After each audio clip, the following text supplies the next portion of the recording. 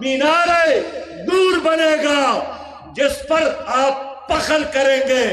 دنیا بھر میں آپ کے پاسپورٹ کی عزت ہوگی. دنیا بھر میں لوگ پاکستان کا نام احترام سے لیں گے. صدر اور وزیر اعظم تو کیا، ایک عام پاکستانی کا عزت اور وقار دنیا کے ہر ایئرپورٹ پر ہوگا. ایک ایسے پاکستان کی تعمیر کے لیے میں آپ کا ساتھ چاہتا ہوں، میں آپ کا سپورٹ چاہتا ہوں، میں آپ کا ووٹ چاہتا ہوں، میں ماؤں بہنوں اور بیٹیوں کے دعائیں چاہتا ہوں، میں بزرگوں کا سہارا اور نوجوانوں کا دست و بازو بننا چاہتا ہوں.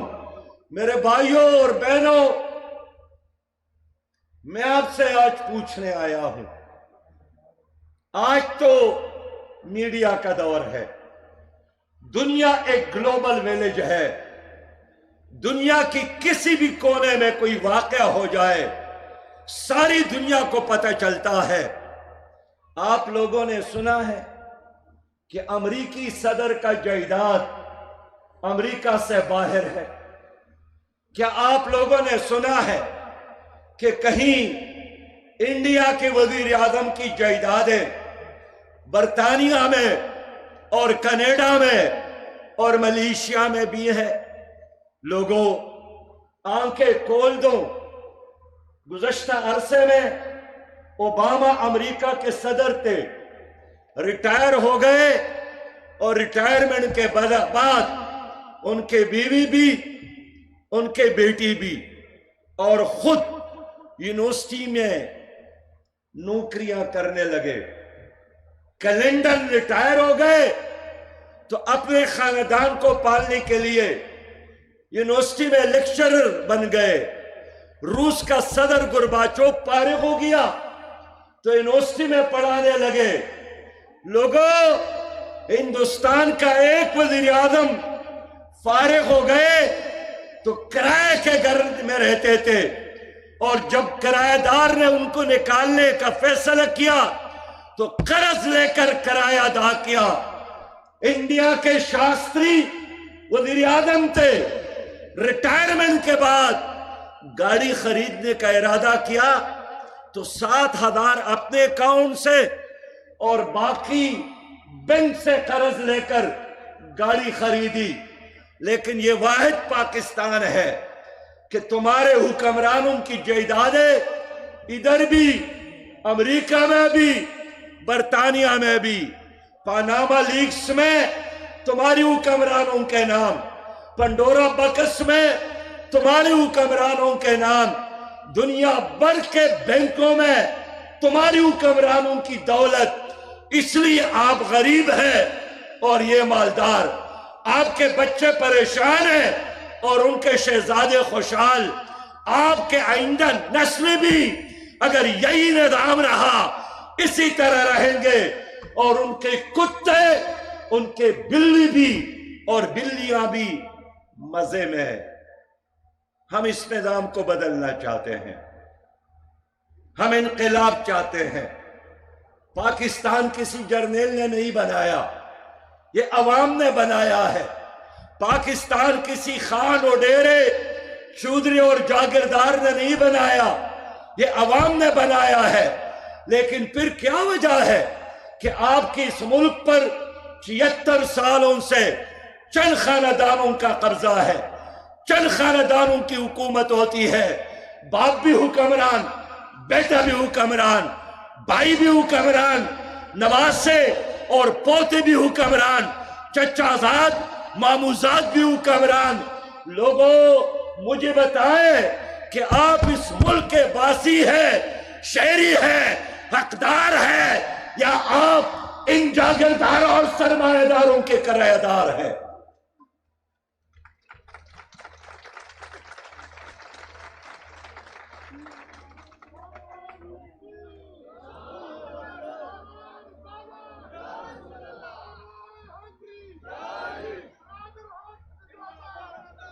میرے بھائیوں، اسلام آباد میں بڑے بلڈنگ یہ کس کے ہیں؟ لاہور میں بنگلے کس کے ہیں؟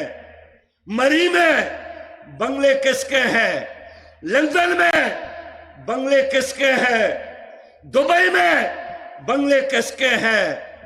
جواب ایک ہی ملتا ہے، یہ پاکستان کے سیاسی لیڈروں کے ہیں، یہ پاکستان کے حکمرانوں کے ہیں۔ کیا ان کے 4 ہاتھ ہیں؟ کیا ان کے کھوپڑی میں آپ کے دماغ سے زیادہ دماغ ہے؟ آپ کی طرح لوگ ہیں، چوری کا مال ڈاکہ ڈالتے ہیں، حکمران بنتے ہیں، آپ کو لوٹتے ہیں، حکمران بنتے ہیں، اداروں کو لوٹتے ہیں۔ آج اگر پاکستان میں 12 ارب سے زیادہ یہاں کرپشن ہوتا ہے، کون کرتا ہے؟ آپ کے یہی حکمران کرتے ہیں۔ 76 سال گزر گئے، میں آج آپ سے تقریر کے بجائے گفتگو کرنے آیا ہوں۔ اب دیکھیے، امریکہ سپر طاقت ہے، ساری دنیا کی دولت اس کی مٹھی میں ہے، لیکن امریکہ کے صدر جس گھر میں رہتا ہے، وائٹ ہاؤس، آپ کے لاہور کا گورنر ہاؤس اس سے بڑا ہے۔ آپ کے پشاور کا گورنر ہاؤس 100 کلومیٹر پر محیط ہے۔ آپ کا سندھ کا گورنر ہاؤس، پنجاب کا گورنر ہاؤس، کوئٹہ کا گورنر ہاؤس وائٹ ہاؤس سے بڑے ہیں۔ ہم نے ارادہ کیا، اللہ نے جماعت اسلامی کو اختیار دیا، آپ نے ساتھ دیا، تو یہ بڑے بڑے محلات، یہ بڑے بڑے گورنر ہاؤسز، اس کو ہم ختم کریں گے اور عوام کے لیے اس کو استعمال کریں گے۔ اس کو یتیم خانہ بنانا چاہیے، اس کو یونیورسٹی بنانا چاہیے، اس میں کالجز کھولنا چاہیے۔ اب بھی یہ مغل بادشاہوں کی طرح زندگی گزارتے ہیں، اب بھی آپ کو مفتوح اور خود کو فاتح سمجھتے ہیں، آپ کو شودر اور خود کو برہمن سمجھتے ہیں، آپ کو کرایہ دار اور خود کو مالک سمجھتے ہیں۔ پاکستان ہم سب کا ہے، یہ کسی کے باپ کا جاگیر نہیں ہے، یہ ہم سب کا ہے۔ ہم اس ملک میں عدل اور انصاف کا نظام چاہتے ہیں۔ 76 سال آپ کے اوپر حکومت کی، کس نے حکومت کی؟ ظالموں نے۔ کس نے حکومت کی؟ امریکہ کے ایجنٹوں نے۔ کس نے حکومت کی؟ IMF اور ورلڈ بینک کے وفاداروں اور غلاموں اور تابعداروں نے حکومت کی۔ کس نے حکومت کی؟ وہی لوگ تھے جنہوں نے انگریز کے گھوڑے مالش کیے تھے، وہی لوگ جنہوں نے انگریز کی بوٹ پالش کیے۔ انگریز چلا گیا اور وہی مالش کرنے والا تمہارے اوپر حکمران بن گیا۔ اب ان لوگوں نے اپنے نام بدلے ہیں، کوئی اپنے آپ کو مسلم لیگ، کوئی پیپل پارٹی، کوئی PTI اور کوئی اور رنگ اختیار کرتا ہے۔ آپ جو بھی نام رکھے، سمجھنا چاہیے یہ انگریز کے وفادار ہے، یہ آپ کے وفادار نہیں ہے، یہ امریکہ کے غلام ہے، یہ آپ کے حکمران نہیں ہے۔ انہوں نے اس ملک کو اسی طریقے پر چلانا ہے جس طرح ورلڈ بینک کا IMF اور امریکہ اور برطانیہ اور ان کا آقا ان کو حکم دیتا ہے۔ انہوں نے آپ کی 76 سال ضائع کیے۔ میرے دوستو، میں آپ سے بات کرنے آیا ہوں کہ پاکستان کو اللہ تعالیٰ نے 60 سالوں میں ایٹمی پاور بنایا، لیکن وہی ڈاکٹر قدیر جس نے پاکستان کو ایٹم بم کا تحفہ دیا، زندگی تک، جب تک وہ زندہ رہے، وہ اپنے گھر سے باہر نہیں نکل سکتے تھے۔ جرم کیا تھا؟ انڈیا نے ابوالکلام کو صدر بنایا اس لیے کہ اس نے ایٹم بم کا تحفہ انڈیا کو دیا تھا، اور ہمارا ڈاکٹر قدیر اپنے گھر سے زندگی بھر باہر نہیں نکل سکتے تھے۔ میں ایک بار ان کے گھر گیا، ان سے ملنے کے لیے سیکیورٹی والے چھوڑتے نہیں تھے، وہ اندر سے بد دعا بھی دے رہے تھے اور خود باہر نکل کر میرا استقبال کیا، مجھے ہاتھ سے پکڑ کر اندر لے گئے اور پھر مجھے بتایا کہ مجھے ان لوگوں نے قید میں ڈالا ہے، نہ میں رشتہ داروں کے پاس جا سکتا ہوں، نہ دوستوں کے پاس جا سکتا ہوں، نہ کسی جلسے میں بات کر سکتا ہوں، یوں لگتا ہے کہ میں نے ایٹم بم بنا کر دنیا کا سب سے بڑا جرم کیا ہے۔ اور وہ اسی حسرت میں اس دنیا سے چلے گئے کہ کاش اس پاکستان میں آزادی کے ساتھ گھوموں پھروں۔ ابوالکلام تو صدر بن گیا جس نے انڈیا کے لیے ایٹم بم بنایا تھا، اور ہمارا ڈاکٹر قدیر خان ساری زندگی اپنے گھر میں محصور رہے اور محاصرے میں رہے۔ ہم نے اپنے ہیرو کے ساتھ یہی کام کیا، اس لیے کہ یہ لوگ جو برسر اقتدار تھے یہ امریکہ سے ڈرتے ہیں، یہ ورلڈ بینک کے غلام ہیں۔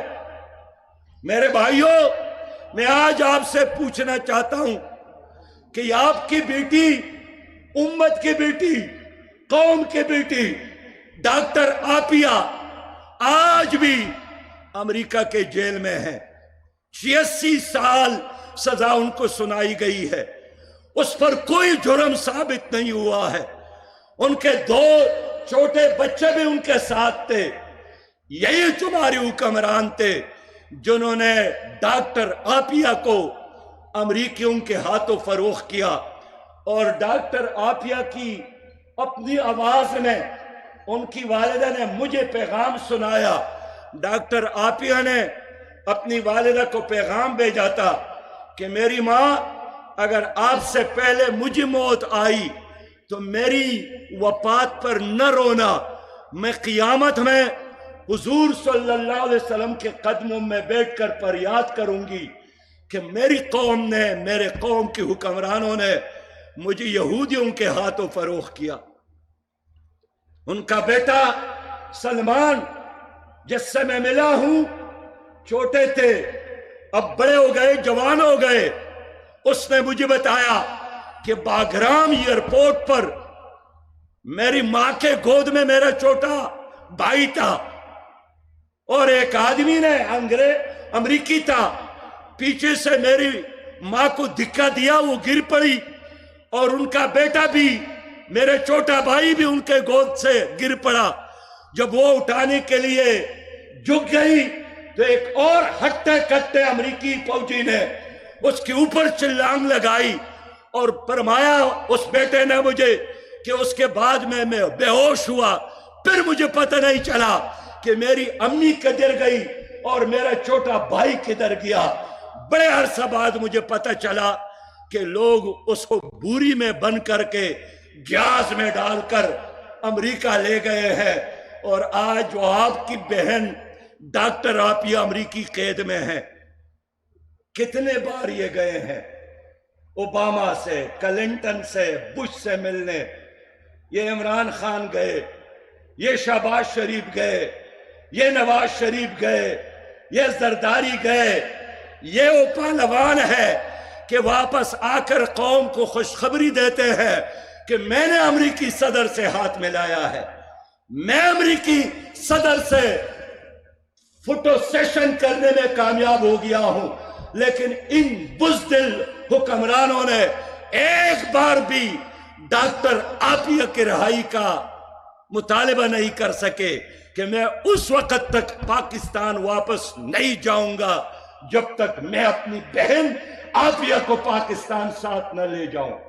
لوگوں، میں سمجھتا ہوں کہ ہم کس چہرے کے ساتھ قیامت میں اٹھ کر نبی مہربان صلی اللہ علیہ وسلم کے ہاتھوں سے جام کوثر لیں گے، وہ کیسے ہماری شفاعت فرمائے گا؟ کیا جنت بے غیرتوں کے لیے ہے؟ کیا جنت بزدلوں کے لیے ہے؟ کیا جنت امریکی تابعداروں کے لیے ہے؟ ہم سے نہیں پوچھیں گے کہ آپ کی بہن جب امریکی جیل میں تھی آپ نے ان کے لیے کیا کیا؟ میں اللہ کو گواہ کر کے آپ سے پھر وعدہ کروں گا، اللہ نے جماعت اسلامی کو موقع دیا اور آپ نے ووٹ اور سپورٹ دیا تو میرا پہلا کام یہی ہوگا کہ ہر قیمت پر ڈاکٹر عافیہ کو رہا کروا کر پاکستان لاؤں گا۔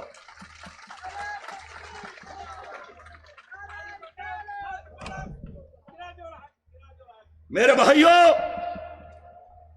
میں آپ سے جرگہ کرنے آیا ہوں۔ ہم مسلمان ہیں، ہم قرآن پر ایمان رکھتے ہیں۔ قرآن کا ہر لفظ اللہ تعالیٰ کی طرف سے ہے۔ قرآن کا فیصلہ یہی ہے، سود چھوڑو۔ سود کرنے والا میرے ساتھ جنگ کا اعلان کرتا ہے۔ سود یہودیوں کا نظام، سود کافروں کا نظام، 76 سالوں سے تمہاری اس ملک میں سودی نظام چل رہا ہے۔ کبھی بھی آپ معاشی طور پر خوشحال نہیں ہو سکتے۔ ساری دنیا کے قرضے اور دولت آپ کو ملے، سودی نظام جب تک پاکستان میں ہے ہم ترقی نہیں کر سکتے۔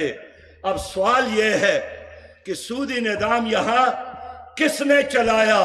یہی پیپلز پارٹی، یہی مسلم لیگ، یہی پی ٹی آئی۔ حال یہ ہے کہ آئین پاکستان میں ہے، پاکستان میں ربا کا نظام نہیں ہوگا۔ قرآن کا فیصلہ ہے، سود کا نظام نہیں ہوگا۔ اسلامی نظریاتی کونسل کی سفارش ہے، سودی نظام نہیں ہوگا۔ وہ پاکی شرعی عدالت نے فیصلہ دیا، سودی نظام ختم کرو۔ 22 سال ہم نے وہ پاکی شرعی عدالت میں جماعت اسلامی نے کیس چلائی، لیکن آج تک سودی نظام اس لیے ہے کہ حکومت پیپل پارٹی کی رہی تو بھی سودی نظام، مسلم لیگ کی رہی تو بھی سودی نظام، اور پی ٹی آئی تو بھی سودی نظام۔ میں آپ کے ساتھ وعدہ کرتا ہوں کہ اگر اللہ تعالیٰ نے ہمیں حکومت دی، آپ لوگوں نے ترازو کو ووٹ دیا، تو ہمارا پہلا ضرب، پہلا حملہ، پہلا ایکشن، پہلا حکم پاکستان میں سودی نظام کے خاتمے کا ہوگا انشاءاللہ تعالی۔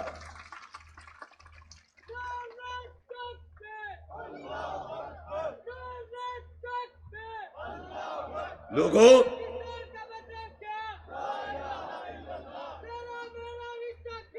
پیارے بھائیوں اور قابل احترام بہنوں، میں اپنی طرف سے کوئی بات نہیں کرتا ہوں، لیکن جس نبی پر ہم نے ایمان لایا ہے اس نے فرمایا ہے کہ سود ایسا گناہ ہے جس طرح ایک مرد اپنی ماں کے ساتھ نکاح کرے، اس سے بڑھ کر خطرناک بات اور کیا ہو سکتی ہے۔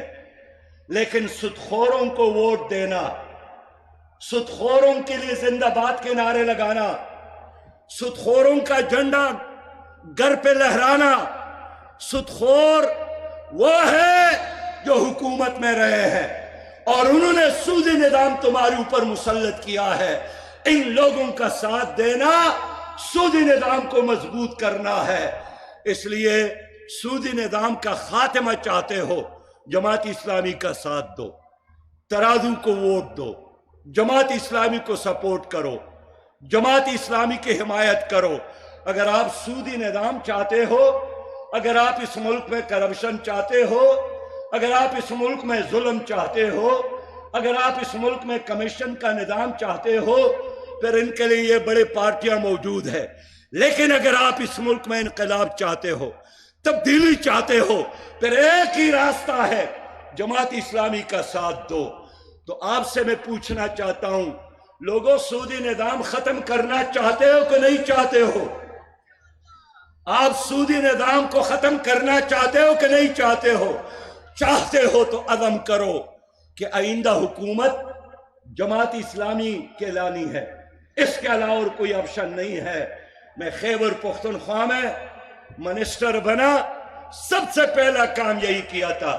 ہمارا تو ایک ہی بینک تھا خیبر پختونخوا میں، ہم نے وہاں اسمبلی سے ایکٹ پاس کروا کر سودی کاروبار پر، سودی برانچز پر پابندی لگائی، اور 2 سالوں میں 26,000 لوگوں نے سودی نظام کو چھوڑ کر ہماری اسلامی بینکاری میں حصہ لیا۔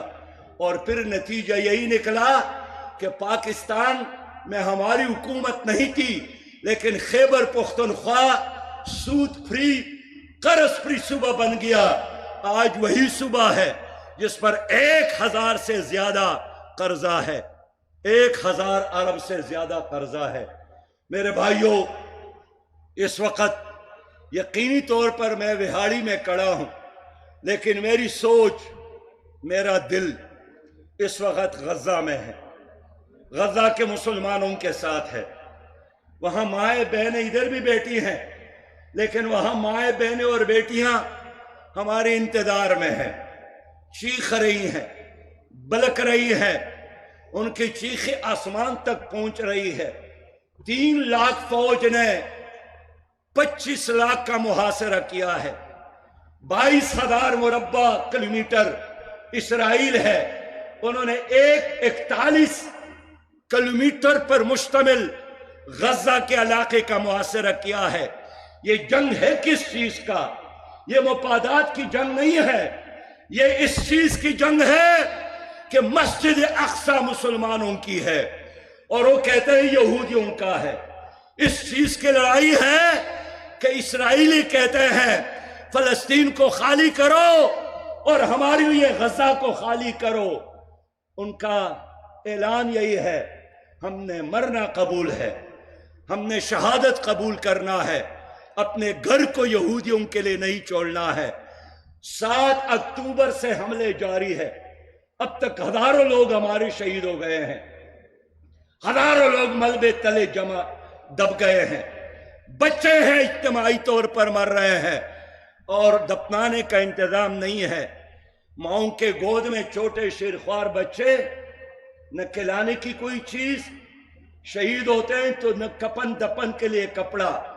وہ مائیں، وہ بہنیں اور بیٹیاں آپ کے انتظار میں ہیں، پاکستان کا نام لے رہے ہیں، پاکستانیوں کو پکار رہے ہیں، اربوں سے زیادہ وہ پاکستان پر ٹرسٹ اور اعتماد کرتے ہیں، لیکن 13 دن گزر گئے، آگ کی طوفان میں اور لوہے کی بارش، 6000 سے زیادہ بم استعمال کیے گئے، 4000 ٹن بارود استعمال کیا گیا، پوری قوم جل رہی ہے، نسل کشی ہو رہی ہے، لیکن عالم اسلام، ہمارے حکمران سوئے ہوئے ہیں۔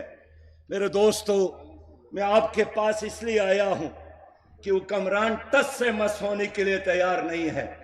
2 دن قبل OIC کا اجلاس ہوا، ہمارا یہ خیال تھا کہ اس میں یہ کوئی پلان بنائیں گے، اسرائیل کو کوئی وعدے پیغام دیں گے، لیکن امریکی بحرہ اس وقت غزہ کے پاس موجود ہے۔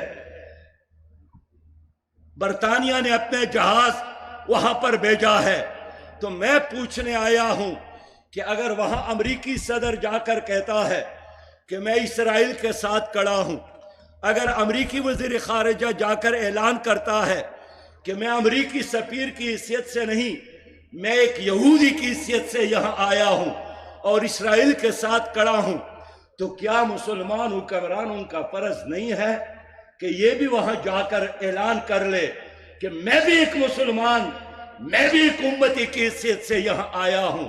میرے دوستو، اسرائیل ناقابل تسخیر نہیں ہے، امریکہ ناقابل تسخیر نہیں ہے۔ اس امریکہ کو شکست ہوئی ہے ویتنام میں، اس امریکہ کے ساتھ 46 نیٹو کے ممالک تھے، لیکن افغانستان اس کے لیے قبرستان بنایا گیا اور اپنی ناک کو زمین پر رگڑ کر مافیوں کے ساتھ وہاں سے بھاگ گئے۔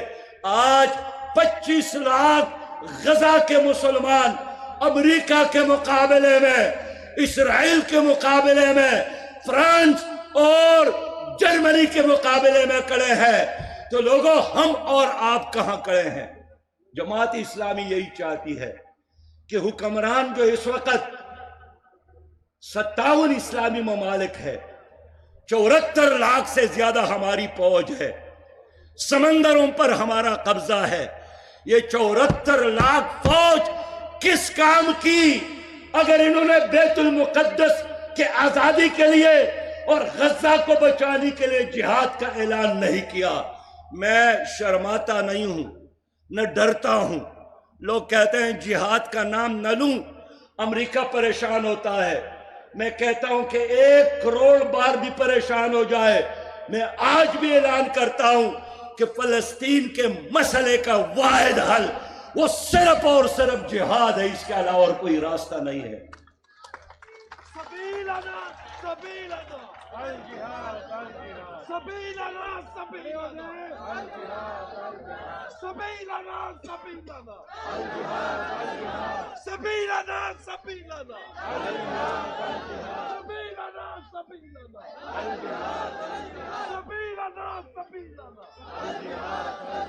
اور آج میں وہاڑی کے عوام کے اس بڑے جلسے میں حکومت کو کہنا چاہتا ہوں کہ اگر آپ لوگ جانے کے لیے تیار نہیں ہیں اور آپ لوگ اگر غزہ کو بچانے کے لیے تیار نہیں ہیں اور اگر آپ لوگ اس چیز کے انتظار میں ہیں کہ غزہ ملبے کا ڈھیر بن جائے، وہاں بچوں کے آخری حص کی بھی ختم ہو جائے، انسانی حیات کا خاتمہ ہو جائے، پھر 25 کروڑ غیرت مند مسلمانوں کو راستہ دے دے.